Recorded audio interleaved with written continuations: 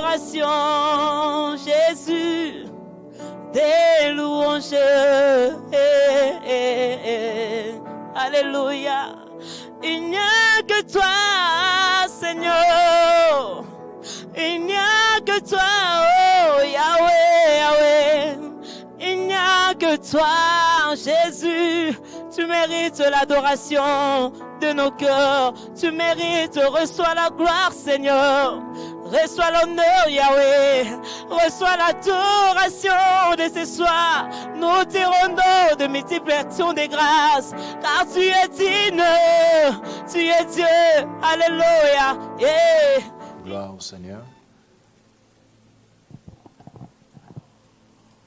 Shalom à tout le monde.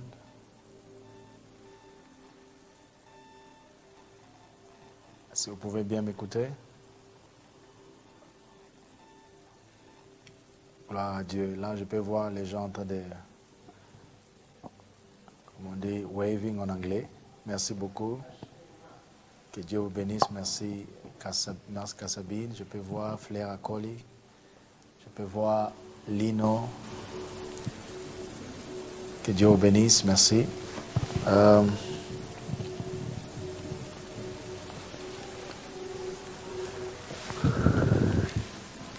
L'Éternel Dieu est bon. Il est digne d'être loué et exalté. J'espère que vous avez bien passé un moment de louange et d'adoration. Est-ce que vous avez adoré, vous avez loué?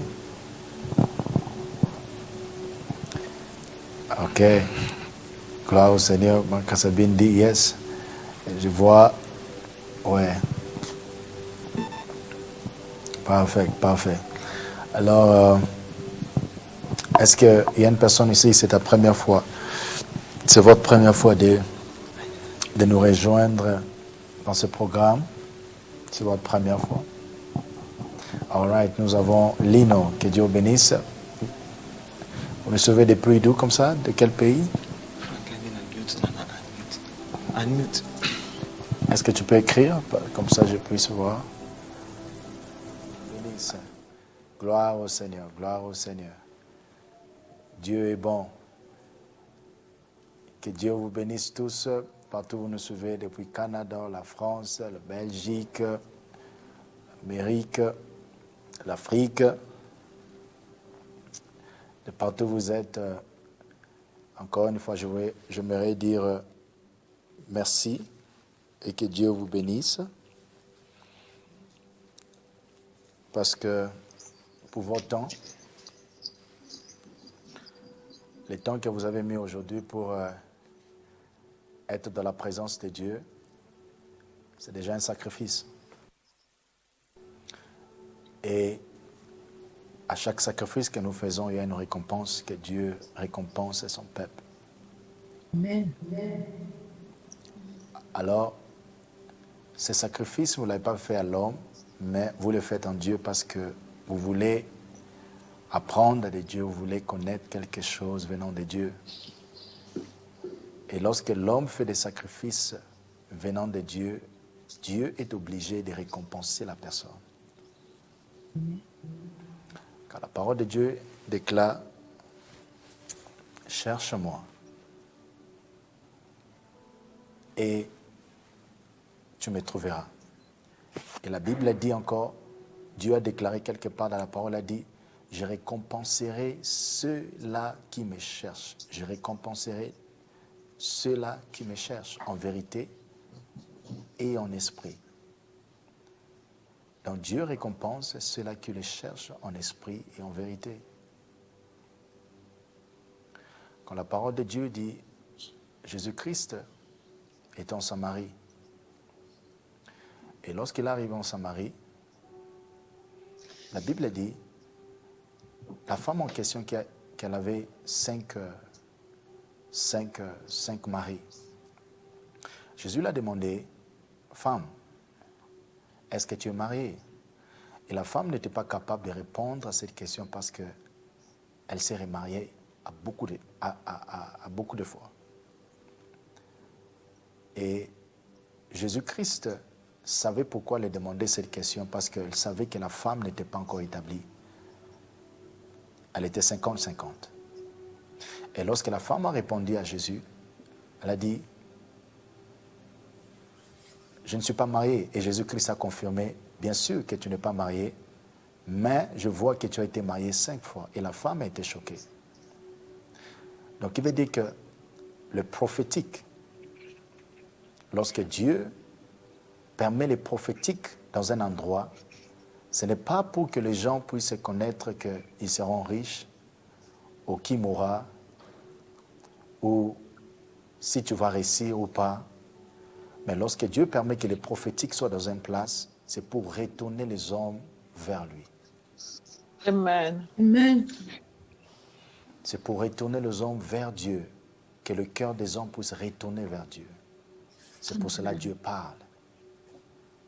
Vous voyez, tout le temps que Dieu parlait en Israël, il parlait qu'Israël puisse être attaché à lui, qu'Israël puisse retourner à Dieu, qu'Israël puisse adorer Dieu. C'est pour cela que la Bible a dit dans 1 Corinthiens, lorsqu'il parle des dons de l'esprit, il parle des dons de prophétie. Alors Paul expliquait au peuple de Dieu, il a dit, j'aimerais que tout le monde puisse prophétiser. J'aimerais que tout le monde puisse prophétiser. Pourquoi? Parce que lorsqu'un homme prophétise, il permet aux autres de grandir spirituellement. Donc, il veut dire que la prophétie vient pour vous faire grandir dans l'esprit. Et lorsqu'on parle de grandir dans l'esprit, qui veut dire que la prophétie vient pour te ramener à être attaché à Dieu. Comment cela? Parce que la prophétie est faite pour les croyants et non pas pour les incroyants. C'est pour cela, lorsque Dieu parle à un prophète concernant une personne, l'Esprit pousse le prophète en question pour prophétiser à la personne qui est déjà un croyant. Pas une personne qui doute. Est-ce que vraiment Dieu parle? Mais l'Esprit inspire les prophètes de parler à un instrument qui s'attendait déjà que Dieu puisse parler à moi parce que la personne croit déjà dans son cœur que Dieu parle.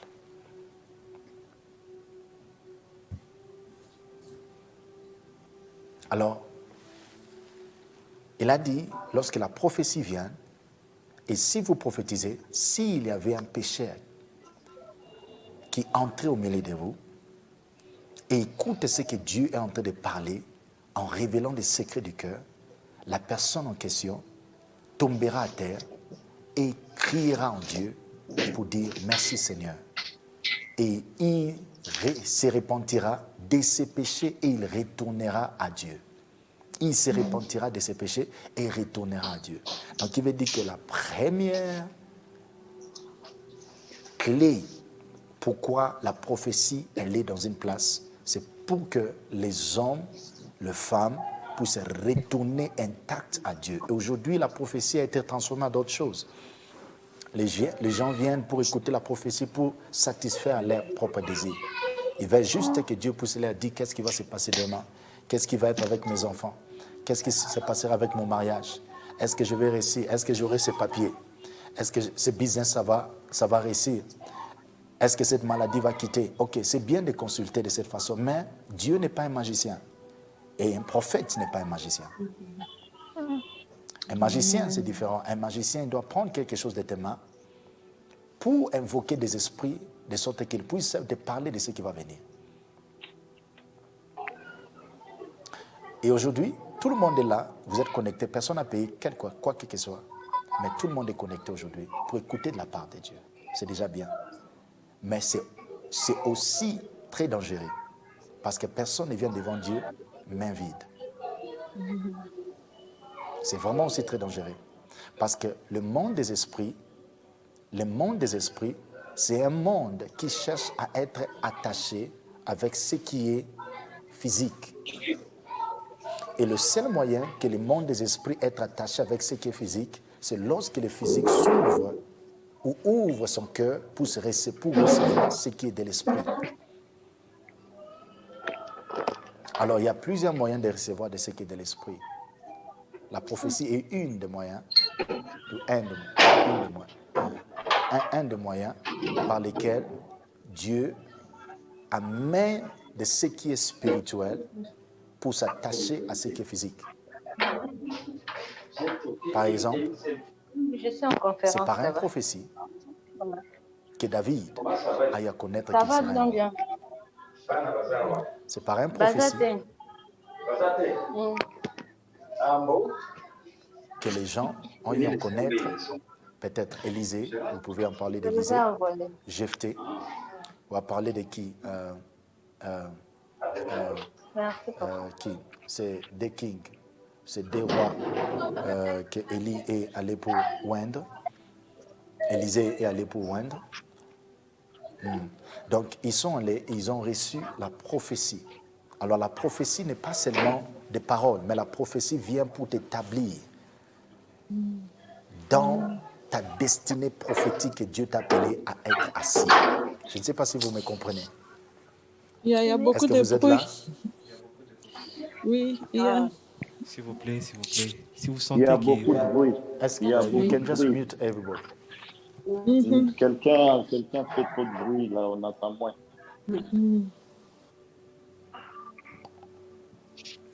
Est-ce que vous m'écoutez? Voilà. Je ne sais pas pourquoi ils n'ont pas fait ça depuis longtemps. I don't know why they didn't do this a long time ago. Gloire au Seigneur. Donc, la prophétie n'est pas seulement pour t'exciter, mais la prophétie vient pour t'établir dans ta place prophétique, dans ta destinée prophétique. Dans la prophétie vient révéler l'appel authentique de ce que Dieu t'a appelé à t'établir dans une place particulière. Donc Dieu, par exemple, te veut le mois prochain que tu puisses être dans cette place ou de faire quelque chose de particulier. Et la prophétie vient pour te révéler ce qui était secret et ce qui était caché. C'est pour cela que la Bible a dit, Dieu a dit à ses prophètes, il a dit au peuple d'Israël que Dieu ne peut rien faire. Lorsque Dieu dit rien, donc complètement, donc Dieu ne peut rien faire sans révéler ses secrets à ses prophètes, à ses servantes ou à ses serviteurs, les prophètes. À ses prophètes. Donc, qui veut dire que le prophète, c'est l'homme qui est exposé aux secrets divins de Dieu. Pas seulement concernant lui-même, mais concernant le peuple de Dieu, concernant une génération, concernant une nation, concernant une communauté de gens. Alors, lorsqu'un prophète vient de la part de Dieu pour te déclarer ce que Dieu dit, donc il veut dire que Dieu ne parle pas seulement à un individu, mais Dieu regarde à travers toi. Il y a des gens qui sont attachés à travers toi, qui recevront de la vie qui viendra de ce que Dieu accomplira dans ce qu'il a mis en dedans de vous. Est-ce que vous êtes là? Donc, un prophète, comme aujourd'hui les gens font des prophètes comme un magicien. Dis-moi ce que Dieu dit. Dis-moi, est-ce que je réussirai lorsque je ferai ça? Apparemment, il y a le manque de compréhension qui est maintenant aux chrétiens et ils ont tourné cette chose et de devenir comme si, c'est comme divination. Il vient pour consulter, il vient pour consulter des choses, or que leur cœur n'est pas attaché à Dieu. Et un signe, si un homme vient de Dieu ou si un prophète parle de la part de Dieu, le prophète en question doit ramener le cœur des gens par ses prophéties de retourner à Dieu. Donc, chaque prophétie qui vient vers vous, qui n'a point à faire de retourner les gens à regarder en Jésus-Christ, ce n'est pas une prophétie qui vient de Dieu, mais c'est une prophétie qui vient de l'homme ou de l'inspiration de l'homme ou de l'inspiration d'un esprit diabolique. Mais lorsque nous sommes exposés dans la prophétie qui vient de Dieu, tu sentiras dans ton esprit que Dieu te ramène à lui et il t'appelle de retourner dans la connexion, dans l'intimité, dans la profondeur de sa présence. Et vous pouvez voir dans les livres de Révélation, la Bible dit, Révélation, Apocalypse, Apocalypse chapitre 1, la Bible a dit que Jean est en train de témoigner. Il a dit que ces prophéties, la prophétie c'est l'esprit de Christ. Et l'esprit de Christ a témoigné déjà dans les prophètes qui vivaient dans le passé, qui étaient dans l'Ancien Testament.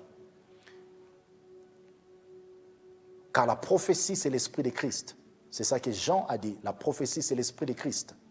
Donc il veut dire que Christ résidait déjà dans les prophètes. Tant qu'ils étaient en train de prophétiser, ils étaient en train de prophétiser non point par leurs inspirations, mais ils prophétisaient parce que l'esprit de Jésus-Christ est en train d'opérer au-dedans d'eux. Donc lorsqu'un homme ou un homme de Dieu ou un prophète est en train de prophétiser, il faut être très prudent parce que c'est l'esprit de Christ qui est en train de parler en lui. Et l'esprit de Christ, Christ lui-même est la tête et l'Église est son corps. Et Christ recherche que le corps puisse retourner à lui pour qu'il soit complet. Alors lorsque Christ est en train de parler ou à prophétiser par un homme de Dieu comme un prophète, il cherche à voir le parti qui sont vous, qui sont dispatchés. Alors lorsque la prophétie vient, la prophétie vous ramène d'être connecté encore dans le corps du Christ. La prophétie vous ramène d'être encore intact avec Dieu. C'est pour cela, je peux prophétiser à une personne comme ça. Tu étais trop bas, tu étais trop stressé, tu étais trop découragé. Donc la vie n'avait plus d'importance parce que tu ne croyais plus. Et lorsqu'une la prophétie vient, soudainement, tu es relevé et ta foi est encore active. Vous voyez? C'est pour cela que la prophétie est là pour édifier et non point pour exposer. Édifier les âmes. Vers qui? Vers Jésus-Christ. Mes chers bien-aimés,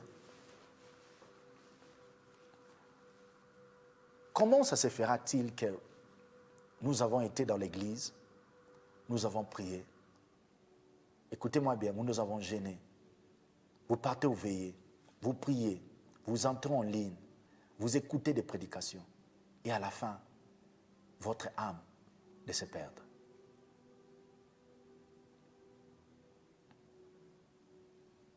Pourquoi je dis cela? Le livre de Daniel nous dit, il a dit, il y aura des tentations et des épreuves qui viendront. Et de ces épreuves qui viendront, même ceux-là qui étaient choisis, les saints qui étaient appelés par Dieu, ils seront emportés par ces épreuves. Donc, qui veut dire que le ciel, le monde des esprits, là où Dieu veut que tu puisses être et demeurer dans cette place-là, ton cœur, ton esprit, ton âme, ton attitude doit être ensemble, alignés de la manière que Dieu veut que tu sois aligné. Est-ce que vous me comprenez? Paul l'a dit dans les Écritures, il a dit, je traite mon corps durement. Lorsqu'un homme de Dieu dit que je traite mon corps durement, il a dit, je traite mon corps durement parce que je ne puisse pas être en dehors de ceux-là qui ont été choisis, de ceux-là qui entreront dans le ciel. Je traite mon corps durement parce que j'ai prêché aux autres. J'ai prêché, j'ai édifié les autres. J'ai amené les autres vers le Christ. Alors moi-même aussi, je dois traiter mon cœur pour que, à la fin, je ne sois pas discriminé. Discriminé, qui veut dire que Dieu n'a pas de favoritisme. Excusez-moi. Dieu n'a pas de favoritisme. Ça ne veut pas dire que lorsque vous priez beaucoup, que vous êtes le favoritisme de Dieu. Ça ne veut pas dire que lorsque vous êtes tout le temps là en train de vous cacher et de faire des choses, que vous êtes le favoritisme. Non. C'est juste que vous demeurez honnête, loyal, persévérant jusqu'au bout. Alors c'est par là que Dieu va vous récompenser, honorer. Et il dira, fais fou, c'est fidèle servant et serviteur, viens, entre dans mon repos. Viens, entre dans mon repos. Alors Dieu va juste récompenser ceux-là qui sont fidèles. Est-ce que je peux vous entendre dire fidèle, fidèle, fidèle? Alors la fidélité, est-ce que je peux vous expliquer dans peu de temps c'est quoi la fidélité? La fidélité, c'est lorsque, même si on ne vous donne pas un pain, or qu'il fallait qu'on vous donne un pain et vous n'avez pas eu ce pain, la fidélité te demande de rester fidèle. Aujourd'hui, les chrétiens, lorsqu'ils prient et lorsqu'ils sont en train de rechercher la face de Dieu, ils sont en train de demander quelque chose de particulier à Dieu. Par exemple, il y a de ceux-là qui demandent, Dieu, je veux un mariage. Mariage, mariage, mariage, mariage, mariage, mariage. Seigneur, si 2021 passe et je ne me marie pas, moi vraiment je croyais que tu ne m'as pas aimé, tu ne m'as pas appelé, tu n'es pas mon Dieu. Et c'est comme ça, ce sont de tels genres de prières que tout le monde essaie de faire par-ci, par-là. Je ne sais pas si vous comprenez ce que je suis en train de dire, c'est ça, non? Les gens font de telles prières. Seigneur, ce travail, si je ne prends pas cela, cela veut me dire vraiment que ça ne m'appartient pas. Et Seigneur, tu dois être avant. Fais-moi voir ton amour pour me donner ce travail. Si je n'ai pas ce travail, cela me démontrera que tu ne m'as pas aimé. Seigneur, montre-moi ton amour, donne-moi ce travail. Alors, s'il ne te donne pas ce travail, qu'est-ce que tu vas dire? Que Dieu ne t'aime pas?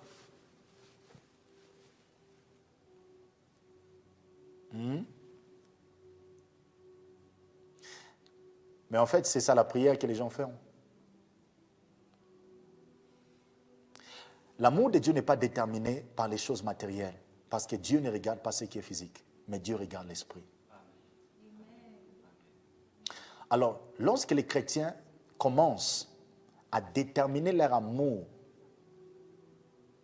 en Dieu par le matériel, ça diminue et ça mène en bas la loyauté, la grandeur, la puissance et la sainteté de Dieu. Et la Bible dit, ne forcez pas la main de Dieu.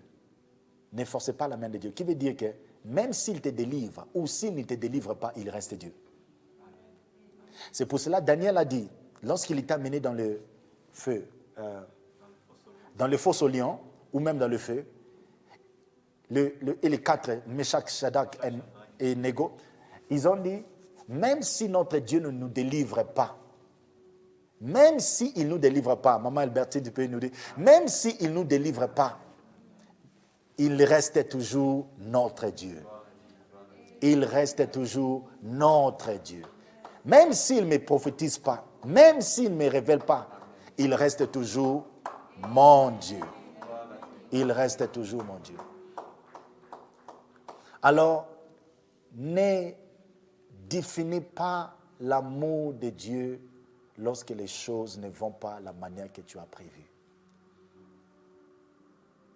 L'amour de Dieu est plus que ce que nous avons prévu dans les papiers. Jésus-Christ, dans les montagnes, lorsqu'il était totalement abattu, regardez la dernière prière qu'il a faite.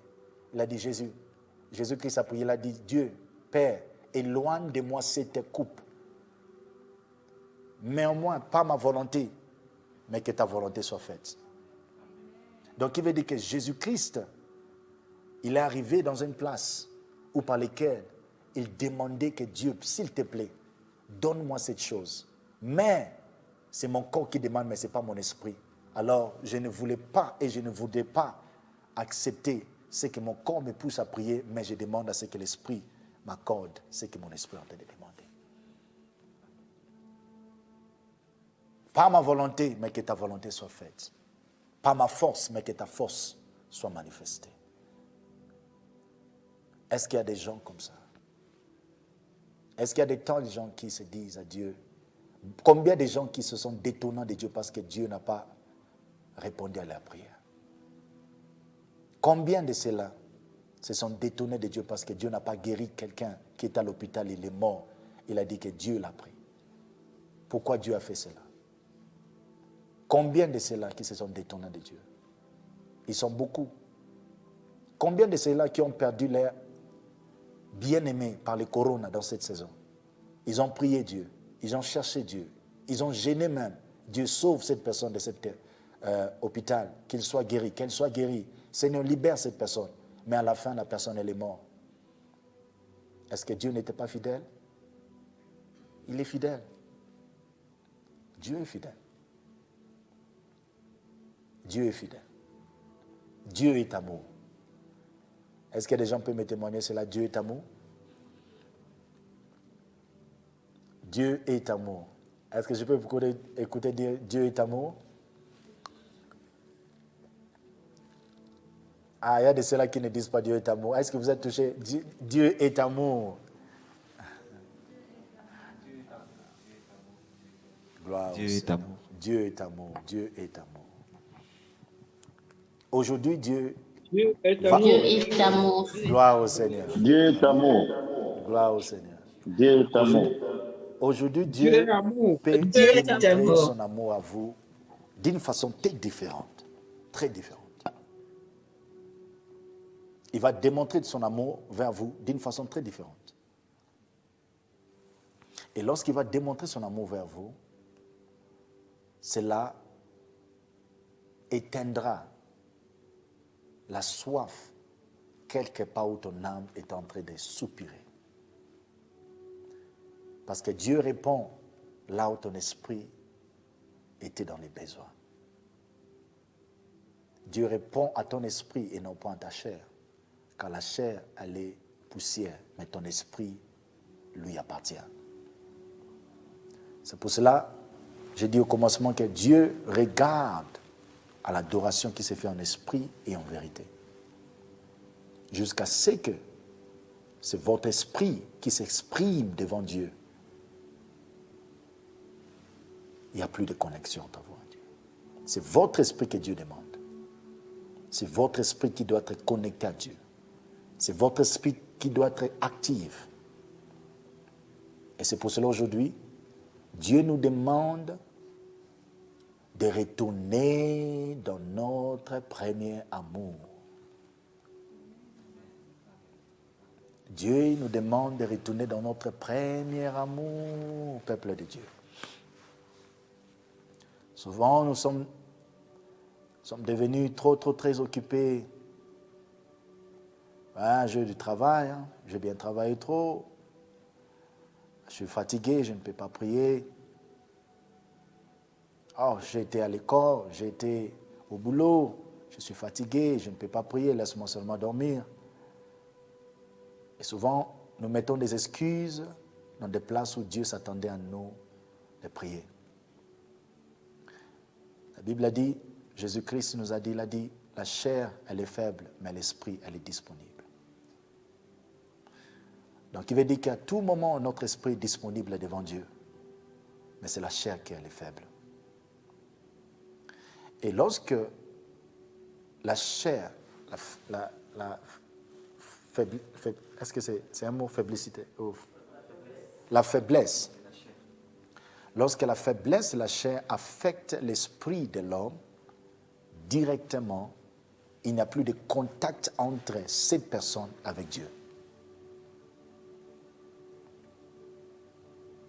Alléluia. Il n'y a plus de contact entre cette personne avec Dieu. Parce que Dieu communique avec ton esprit. C'est pour cela, lorsque Dieu a envoyé Samuel, le prophète Samuel, d'aller oindre un fils dans la famille de Jessé, qui est le père de David. La Bible a dit, lorsque le prophète Samuel est arrivé, il a vu le premier-né, l'aîné dans la famille, il s'approchait, il ressemblait à un homme qui doit être loin. Tout était bon pour cette personne d'être loin. Tout était clair pour cette personne d'être loin. Mais lorsque le prophète était en train de prendre son huile pour oindre cet bel homme élancé, géant, beau de visage, avec six-pack, les abdos, les tablettes dans le ventre ici, les tablettes de chocolat, merci, comme vous le disiez. Très élancé. Comme je vois des hommes ici. Gloire à Dieu. Vous voyez? Et le prophète était très rapide pour répandre de l'huile à cette personne. Et Dieu directement lui a stoppé. Il a dit, ne fais pas ça, prophète. Ne fais pas ça. Parce que je ne regarde pas. Écoutez ce que Dieu a dit. Il a dit, les hommes voient ce qui est extérieurement. Mais Dieu regarde ce qui est intérieurement. La question est ceci. Dieu regarde ce qui est intérieurement. Et lorsqu'on dit intérieurement, qui veut dire c'est ton cœur qui applique beaucoup de choses dans le monde des esprits. Lorsque nous venons vers Dieu, notre cœur doit être sincère et notre esprit doit être pur devant Dieu pour recevoir de la part de Dieu.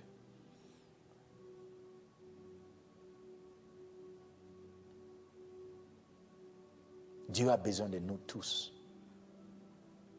Il a besoin de nous.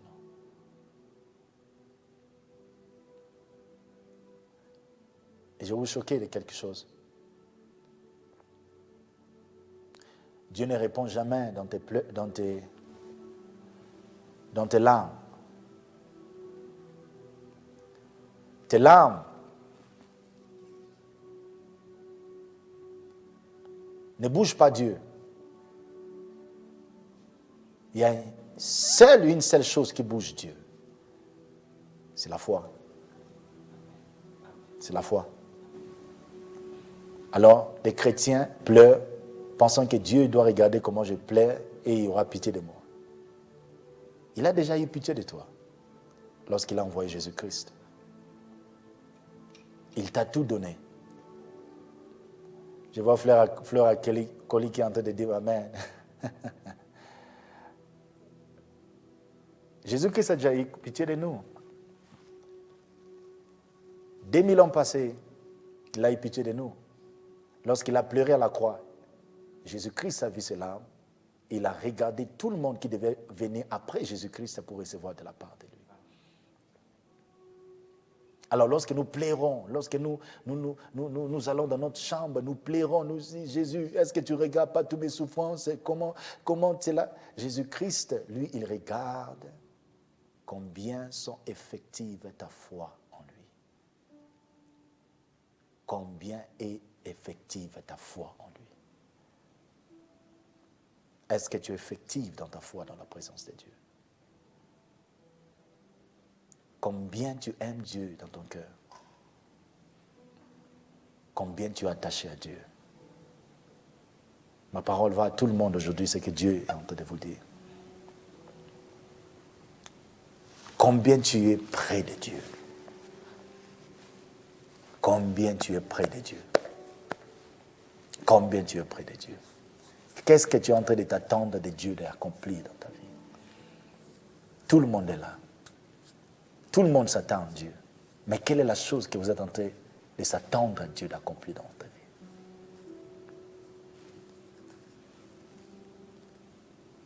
Tout ce que je vous demande aujourd'hui, aimez Dieu dans votre cœur, avec tout votre cœur, âme et esprit.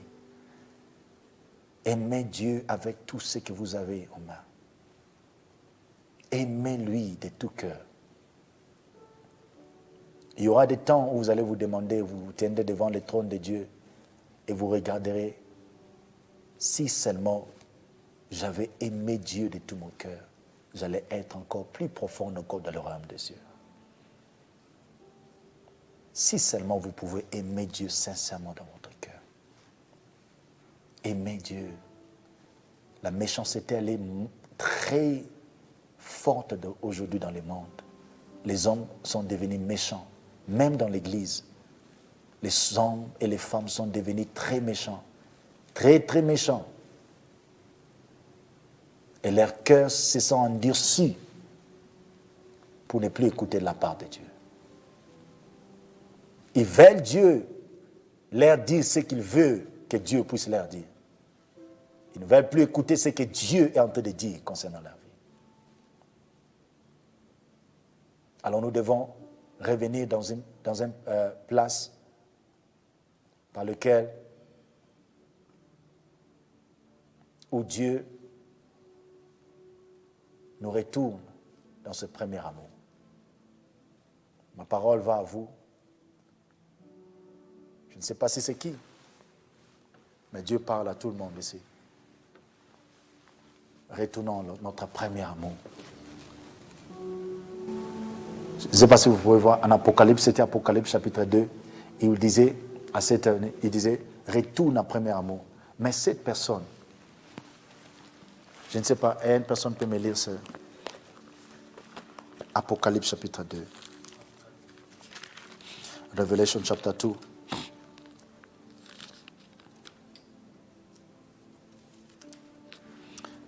From verse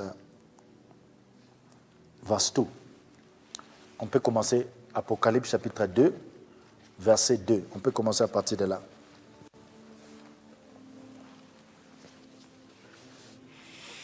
Ok, tu peux me lire.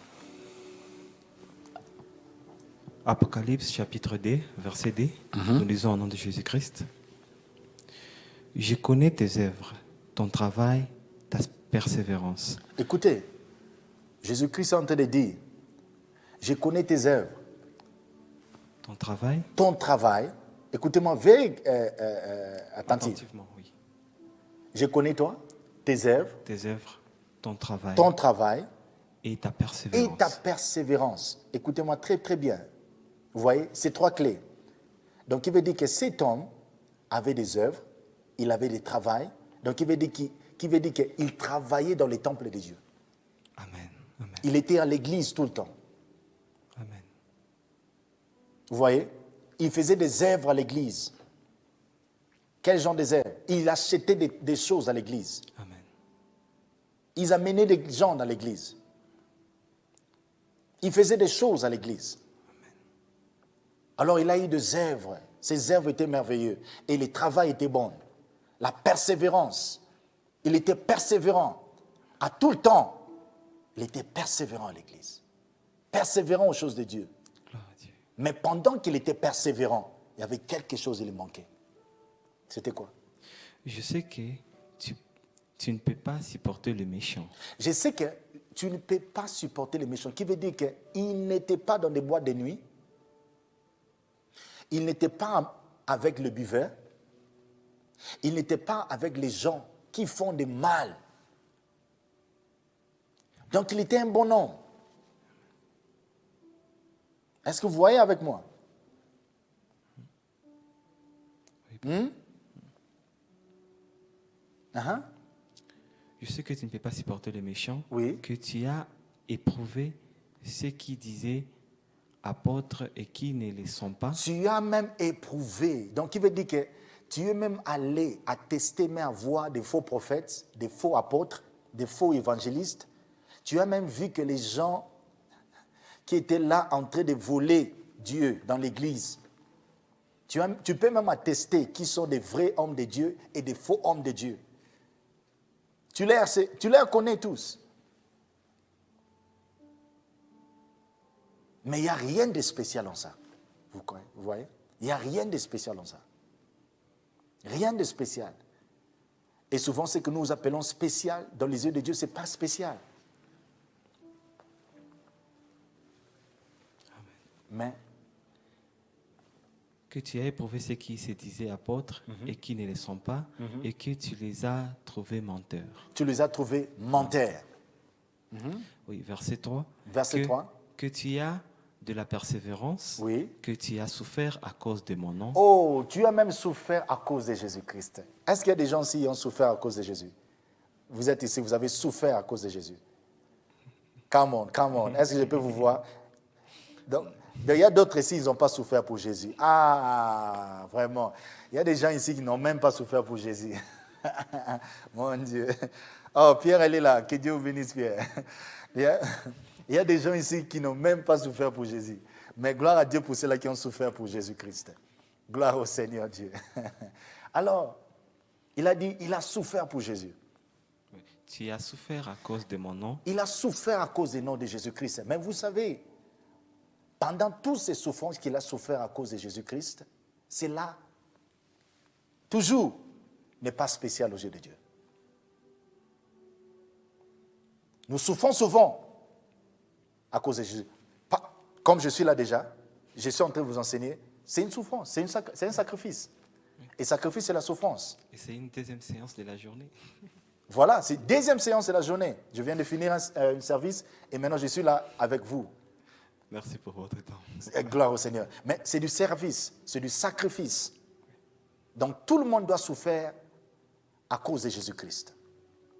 Je dois mettre mon corps, mon énergie pour Jésus-Christ, pour que les âmes soient sauvées. Mais c'est là, toujours, il y a des récompenses à cela, mais il n'y a rien de spécial, si c'est spécial, grandiose spécial aux yeux de Dieu.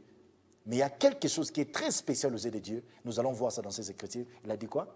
Oui, on va finir le verset 3. Et que tu ne t'es point lassé. Pardon? Il a dit, tu as souffert à cause de mon nom et que tu ne t'es point lassé. Tu as été persévérant. Donc il veut dire que tu as été persévérant jusqu'à la fin. Oui, papa. Alors, le verset 4. Uh-huh. Mais c'est que ok, Jésus-Christ a j'ai dit contre mais. toi. Lorsque Jésus dit mais, donc il veut dire qu'il y a quelque chose qui doit te reprocher. Il y a quelque chose qui doit te reprocher. Mais c'est que j'ai contre toi, oui, ce que tu as abandonné tu ton as premier amour. abandonné ton Premier amour. premier amour. Ton premier amour. Ton premier amour. Ton premier amour, peuple de Dieu. Ton premier amour. Amen. Lorsque tu n'avais pas ce travail, combien de temps tu étais en train de prier? Lorsque tu n'étais pas encore marié, combien est-ce que tu étais entré dans la présence de Dieu? Lorsque tu n'avais pas cette opportunité, combien tu étais attaché à Dieu? Où est abandonné ton premier amour? Où est la place que tu as lâchée, cet premier amour de Dieu? Où est cette place? Où est cette place? Où est cette place que tu as abandonné cet amour? Où est cela? C'est pour cela que Paul a dit aux Galatiens, il a dit, qui vous a envoûté, ô peuple galicien? Vous avez commencé en esprit et vous finissez dans la chair. Qui vous a envoûté? Qui vous a envoûté, peuple des Galatiens? Qui vous a envoûté? Vous avez commencé en esprit, vous finissez à la chair. Ne laissez jamais ce qui est matériel de vous dévier de la voie de Dieu. Amen. Amen. Ne laissez jamais les opportunités de la vie, l'élévation, les promotions, de vous dévier de votre focus de Dieu. Amen. Ne permettez jamais à cela de pénétrer entre votre relation avec Dieu. Parce que Dieu, il est supérieur à ces choses. Tu peux être très persévérant. Vous pouvez souffrir pour le nom de Jésus. Vous pouvez être là pour travailler à l'église. Mais il y a quelque chose, peuple de Dieu. Si vous avez abandonné votre premier amour, tout cela est vain. Tout cela est vain. Vanité, tout est vanité. Vanité, tout est vanité. Le premier amour que tu as commencé avec Dieu, c'est ce que Dieu est en train de demander. Je vous rappelle le premier amour de Dieu. Comme tu as aimé Dieu, comme tu veillais pour Dieu, quand tu as abandonné tout pour suivre la face de Dieu, quand tu permettais à toi-même de dormir sans rien dans la poche, mais pour que ton église puisse être bon, cet amour, c'est ce que Dieu nous demande. Aujourd'hui, Dieu nous a exposé dans beaucoup de choses dans la vie. C'est une bénédiction. Nous vivons dans de belles maisons. La plupart de vous êtes en Europe. On met tout facile. Ce n'est pas comme en Afrique. On peut vous donner de quoi? Les loans. Les loans, c'est loan. Oui, le crédit. Le crédit, c'est partout en Europe. Vous pouvez aller prendre un crédit. Vous prenez une maison en crédit. Vous prenez ça en crédit. Et vous payez très peu par mois. Mais en Afrique, ce n'est pas de tels privilèges comme vous là-bas. Mais en tout ça aussi, il y a des gens qui sont toujours ingrateful. ingrat vers Dieu. ingrat vers Dieu. Où est passé ton premier amour? Où est passé votre premier amour? Est-ce que vous pouvez voir Dieu dans les paix que vous avez? Est-ce que vous pouvez contempler la grandeur de Dieu dans ce qu'il vous a accordé?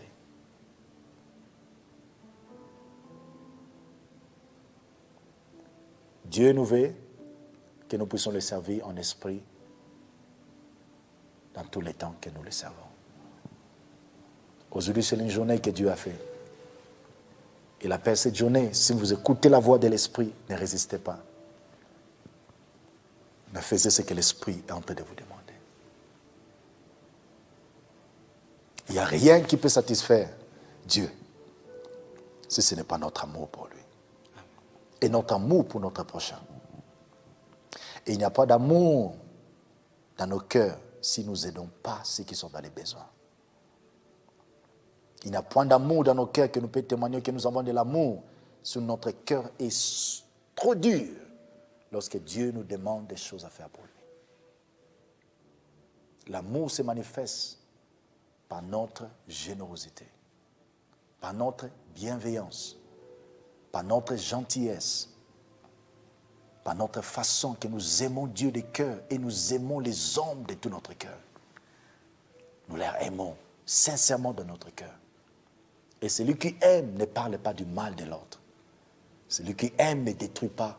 Celui qui aime ne tue pas. Celui qui aime ne rejette pas. Mais celui qui aime embrasse. Et celui qui aime, il fortifie les autres. Celui qui aime, il bénit les autres. Celui qui aime, il fortifie les autres. Celui qui aime, gossip, non. Ne commérage pas. Il ne fait pas de médisance.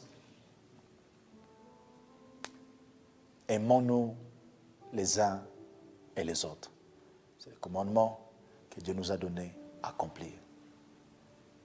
Aime son Église, aime son peuple, prépare là où tu vas habiter pour l'éternité. C'est ça les moments, c'est ça les temps. Il n'y a pas beaucoup de temps. Souvent les gens pensent qu'ils ont beaucoup de temps. Il n'y a pas beaucoup de temps. C'est le temps de travailler pour l'éternité. C'est le temps de s'aimer pour l'éternité. C'est le temps de construire pour l'éternité. Là où nous allons passer tout notre temps à l'éternité.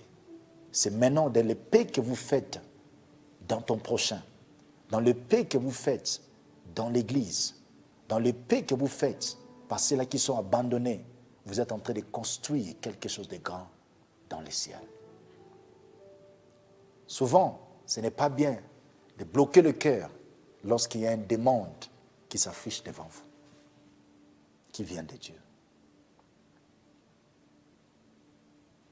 En fait, quoi est-ce que vous allez perdre lorsque vous donnez à Dieu? Quoi est-ce que vous allez perdre lorsque vous servez Dieu? Quoi est-ce que vous allez perdre lorsque vous mettez tout en Dieu? Il n'y a pas de perte en lui. Il n'y a jamais de perte en lui. J'étais au Ghana quelques mois avec mon père spirituel et nous étions avec... il est comme un ambassadeur de l'Amérique, mais il travaille avec le State House. Le State House, du Ghana, les palais présidentiels du Ghana. Oui, non, de l'Amérique. De l'Amérique, oui.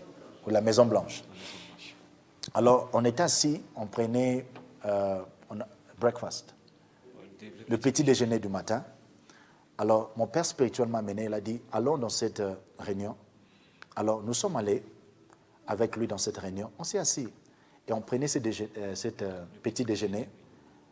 Alors, pendant qu'on causait, directement, ils ont commencé à parler de la charité, de ce que les gens sont en train de faire. Alors, il a dit, le blanc en question, de la Maison Blanche, il a dit, je connais une famille, et ces familles, ils ne sont même pas connus dans les Forbes, dans le cercle des riches, que les gens écrivent, par-ci par-là. Mais c'est une famille très riche où l'Amérique est soutenue par leur fondation de leur finance. Alors, il se connaît avec cette famille. Alors il a dit une fois, la personne en question, il a vu une église. Il était dans les besoins de cette église. Alors la personne en question a dit que Dieu l'a inspiré. Ok, un de ces personnes de cette famille. Il a dit que Dieu l'a inspiré de donner 10% des richesses que Dieu les a données à la famille, à l'église et à la charité. Vous me comprenez? Alors, lorsqu'il a enlevé 10%, on parle bien, ces enfants sont des milliardaires, des multimilliardaires. Alors, ils ont enlevé 10% de la richesse de la famille et ils ont donné à la charité et à l'église. Lorsque la personne est retournée à la maison, il a senti comme si un désir insatisfait. La nuit. Et Dieu l'a inspiré encore, il a dit non, je veux que tu puisses encore faire quelque chose. Il s'est réveillé le matin, il a dit non, l'Éternel Dieu veut encore, je donne encore comme 30% de ce que Dieu nous a donné. Les gars, il a enlevé 30% de la sémence, il a donné. Wow. Histoire vraie. Et vous savez ce qu'il a dit?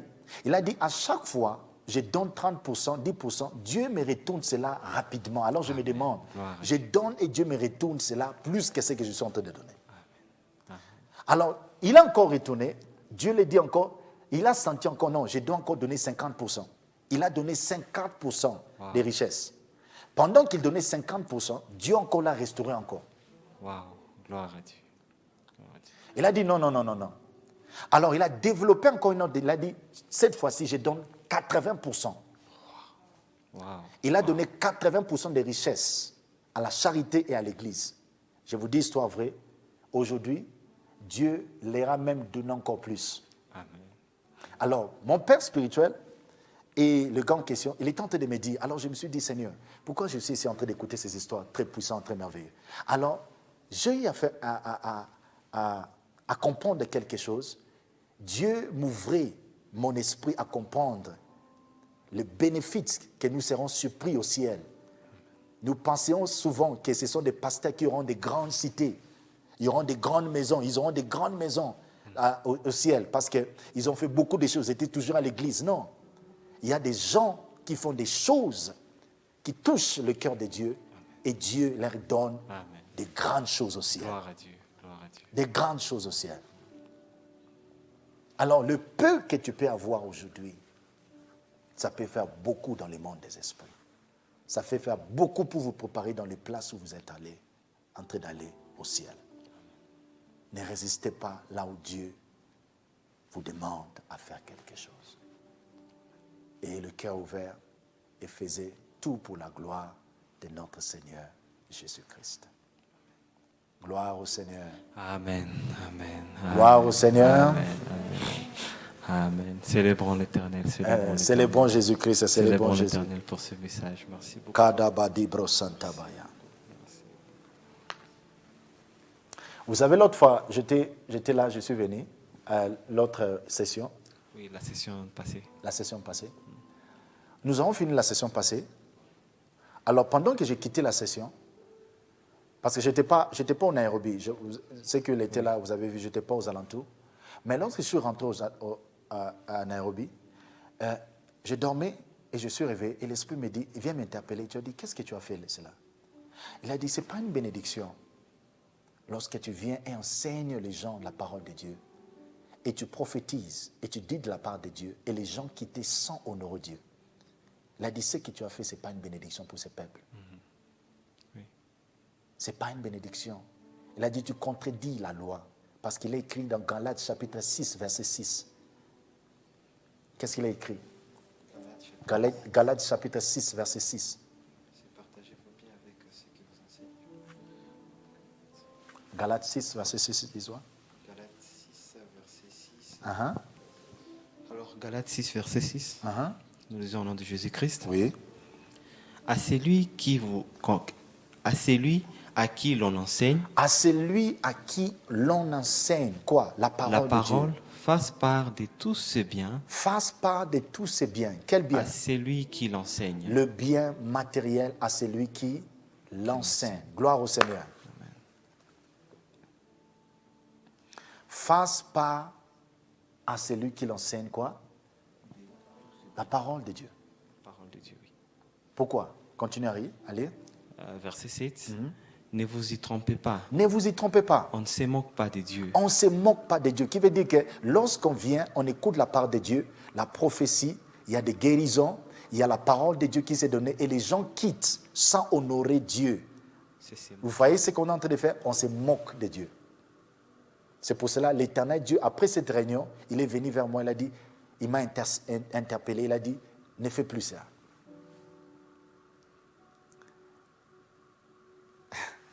Vous comprenez? On ne se moque pas de Dieu. On ne se moque pas de Dieu. C'est qu'un homme aura C'est sémé. qu'un homme aura sémé. Il le moissonnera. Il aussi. le moissonnera.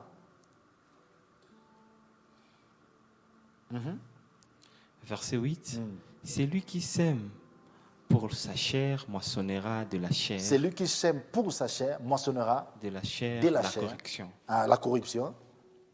Mais celui qui sème pour l'esprit moissonnera de l'esprit Donc, qui la veut dire vie que éternelle. lorsqu'on parle que c'est lui qui sème pour la chair, ça veut dire que lorsque nous mettons notre argent pour acheter des habits, acheter des chaussures, acheter des voitures, acheter des maisons, c'est bien, mais c'est corruptible. Oui. Mais c'est lui qui sème de l'esprit, Moissonnera l'esprit. moissonnera la moisson de La l'esprit. vie éternelle. La vie éternelle. Donc, il veut dire que lorsque l'enseignement vient, lorsque nous nous présentons devant Dieu, Dieu s'attend que nous puissions s'aimer dans l'esprit. Dans l'esprit. Dans l'esprit. Amen. Amen. Dans l'esprit. Dans l'esprit. Gloire au Seigneur. Gloire au Seigneur. Amen. Amen. Alors, je pensais à quelque chose. Je pensais à quelque chose pendant que j'avais cette conversation avec Dieu.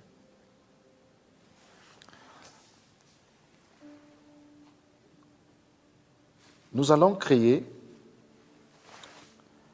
une façon par laquelle c'est mieux par moi.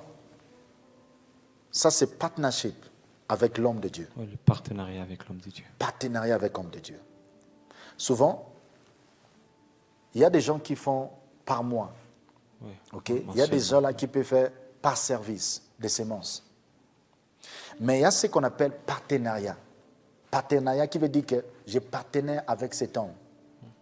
Donc il veut dire par mois, je partenaire avec ce mois. Donc il veut dire que tout le temps qu'il vient en live, je suis déjà connecté parce que j'ai partenaire avec lui, je suis connecté spirituellement avec lui. Par quoi? Partenariat avec lui. Donc, si je viens pour enseigner, c'est déjà connecté déjà parce que vous êtes déjà en partenariat avec lui.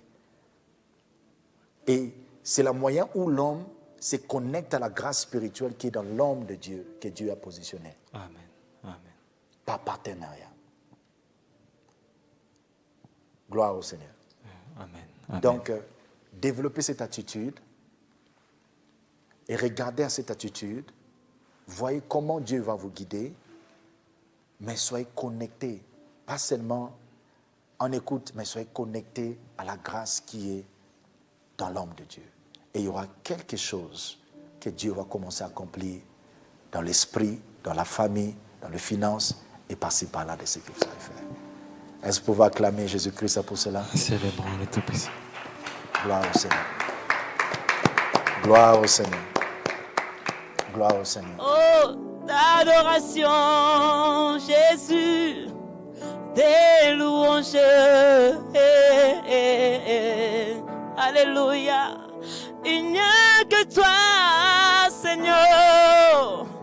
Il n'y a que toi, oh Yahweh, Yahweh. Il n'y a que toi, Jésus. Tu mérites l'adoration de nos cœurs. Tu mérites, reçois la gloire, Seigneur. Reçois l'honneur, Yahweh.